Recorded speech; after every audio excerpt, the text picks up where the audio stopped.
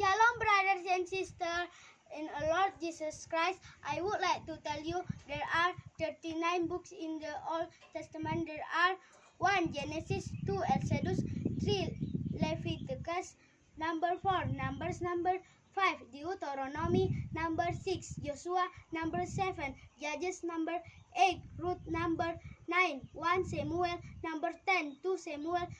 number 11 1 Kings, number 12 2 Kings, number 30 1 Chronicles, number 14 2 Chronicles, number 15 Ezra, number 16 Nehemiah, number 17 Esther, number 18 Job, number 19 Psalms, number 20 Proverbs,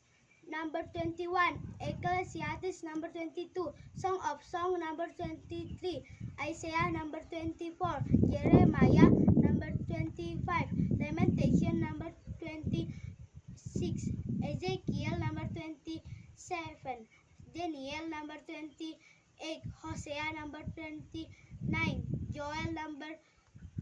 30 Amos, number 31 Obadiah, number 32 Jonah, number 33 Micah, number 34 Nahum, number 35 Habakkuk, number 36 Zechariah, number 37 Haggai, number 38 Zechariah, number 39 Malachi. Thank you and God bless you abundantly.